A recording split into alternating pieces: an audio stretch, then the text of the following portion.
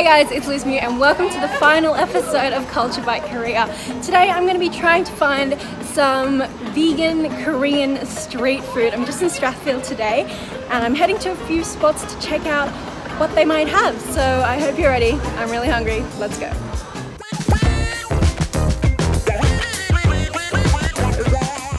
So Strathfield is actually known as like a little Korea. There are so many Korean restaurants here and yeah, there's just a lot of food, so let's go try and find some. My first stop is the Mandoo, which means dumpling in Korean, and this small spot does handmade dumplings every single day, and I would recommend coming early because the spot is quite small and it gets pretty packed. So this is the menu. It's not very vegan friendly, but they do have a soybean vegetable dumpling which I'm getting.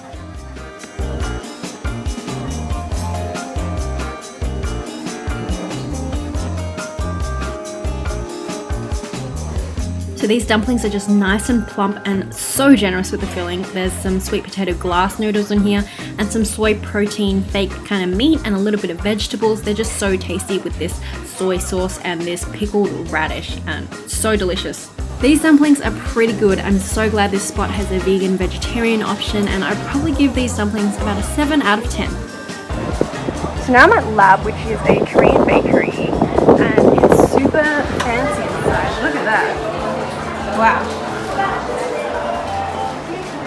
So sadly a lot of this stuff is not vegan, but let's try and find some stuff that is. So this sticky rice bowl is, there's just flour, sticky rice, sugar, gluten, red beans, salt. So here at the Lab you just grab a tray and some tongs and you help yourself to all the bread. It's so hot today, I'm already breaking a sweat. So this is the sticky rice ball. Looks like it's covered in cinnamon sugar.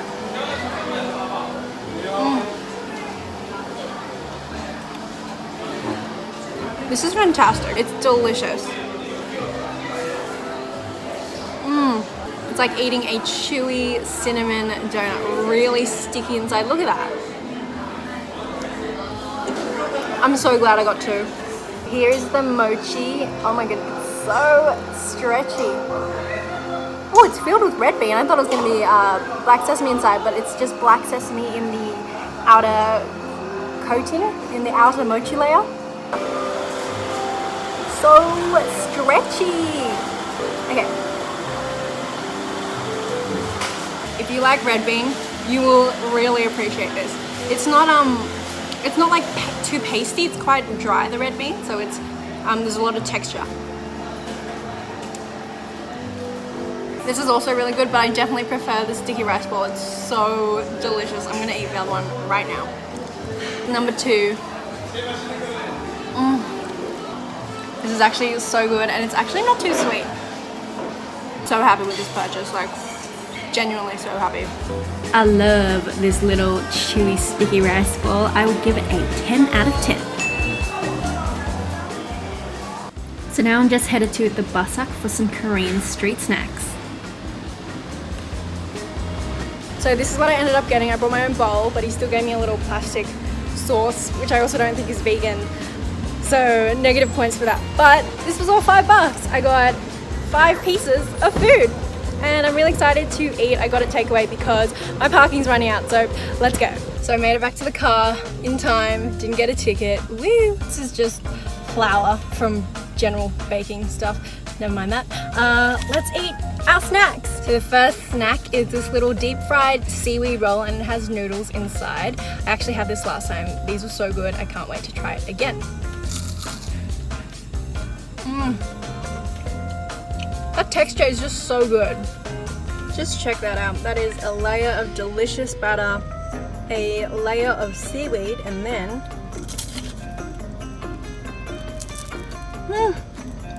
so good. There's just a lot of glass noodles inside, and I just love the bounciness of these noodles. So chewy. This is salty and just so delicious. Oh my goodness. I think this is just one of the best fried things I've ever eaten as a snack. So next up we have the deep fried sweet potato, which is almost as big as my face. Goodbye. Hello. Let's just take a bite. It's like tempura coating on the outside. It's nice and hot and it's huge.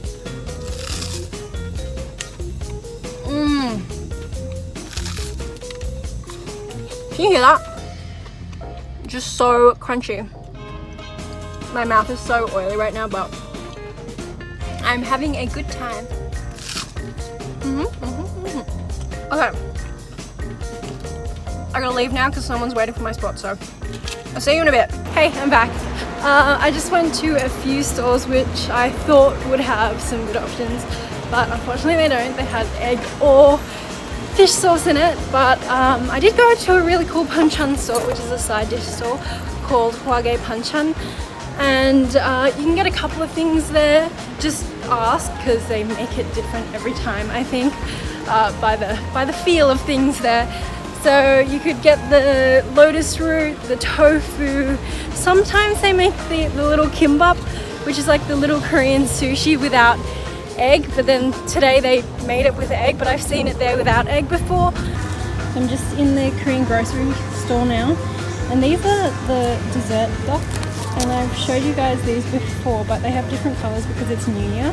So they got purple, pink, and these are all different colors to the usual colors that they would have, which is pretty cool. So I just got this premium mango bar. Let's see how premium it is.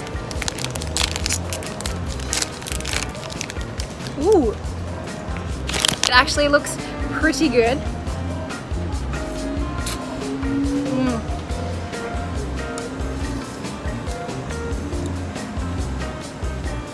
This is really good. It just tastes like real mango, actually.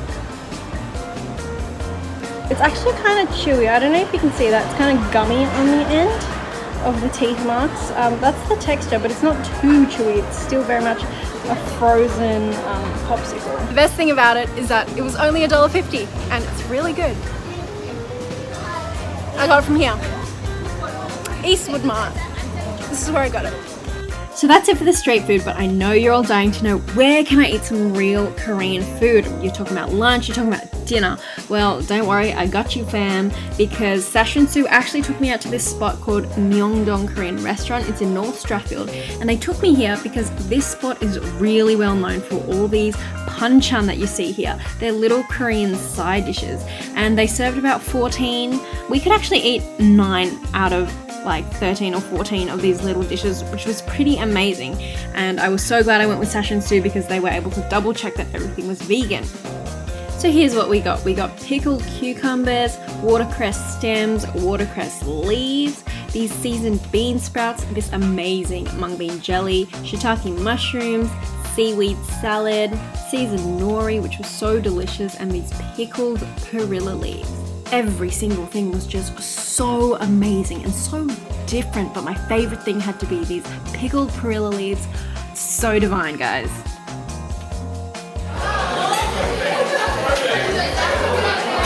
As soon as it touches your mouth, as soon as it's like on your tongue, you can taste the perilla. Like a little bit of sweet. Perilla leaf has so much flavor. Our first main was this bibimbap, which is a mixed rice dish served in this scorching hot stone pot, and it's called a tolsot. Cabbage, carrot, bean sprouts. That's fern root. Gosari.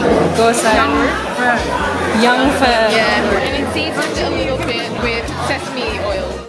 To eat this, you just mix it all up. You can add some spicy gochujang sauce, and then you enjoy. And being cooked in a tolsot, it has these beautiful scorched rice bits on the bottom.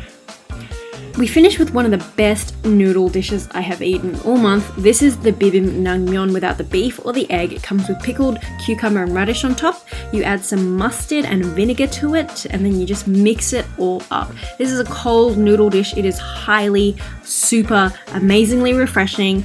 It is a little bit spicy, so flavorful though. This is definitely one of my favorite Korean dishes, I would say, and the noodles have this beautiful bounce and chew to them. They're made with buckwheat and arrowroot. I would highly recommend this. Wow. Yeah. And guys, that is a wrap for this month's Korean food adventure. I hope you have enjoyed it as much as I have. I've seriously learned so much about this amazing cuisine and this amazing culture. We've made so many different types of rice cakes. We've made kimchi pancakes. We've made some delicious desserts, and a really big thank you to my girl Sasha. You're gonna love it. Did at one point, Mum, remember when I just used to eat choco pie all the time? Make sure you are following Sasha on Instagram, on YouTube. She's an amazing friend and I am just so inspired by all that she does and all that she creates. Also a huge thank you to her mum Sue, who's a bit camera shy, but she has been a powerhouse of knowledge in this month. Everything is so good, Sue. Thank you for making all of this again. This is amazing. Don't forget to check out their authentic Korean market stall at the Sydney Vegan Market every month, Bibimbap Sydney. Make sure you get some of their food. If you enjoyed this video, please don't forget to click that subscribe button and hit the bell so you get notified when I post a new video. I'll see you guys soon. Bye.